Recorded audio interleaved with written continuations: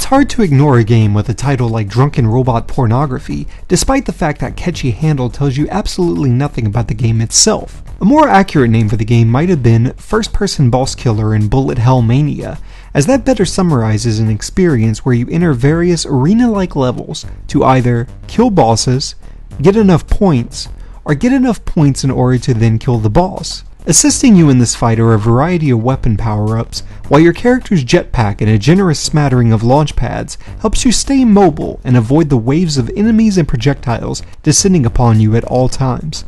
First-Person Boss Killer in Bullet Hell Mania also conveys the game's lack of personality better than Drunken Robot Pornography does.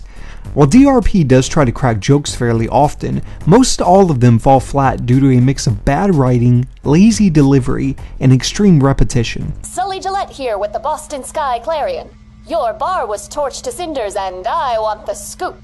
In fact, there is an overall notable lack of personality in the game's visual design as well. That might not sound like a big deal, but in these types of games, certain visual elements like good particle effects and memorable level design can often separate the mediocre examples from the all-time classic ones. If it weren't for some fantastic boss characters and the charming in a way that reminds you of the Dreamcast looks of the game, Drunken Robot Pornography would be a complete visual letdown. Take him out. Like on a date. I won't tell them about your lack of technique. Now ideally the gameplay would redeem these shortcomings, but unfortunately it is crippled by some drastic difficulty spikes.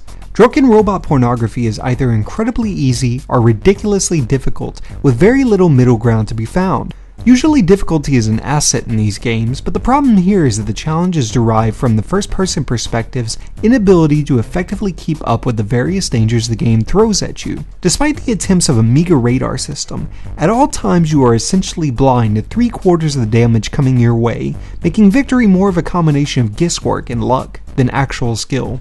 Basic safety, people.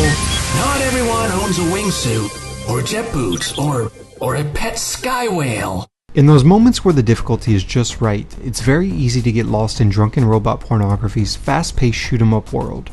Bouncing around arenas and taking down robotic titans is enjoyable in an arcade shooter kind of way, and to the game's credit, it does give you a lot of content to play with, including the ability to make your own bosses and complete daily challenges.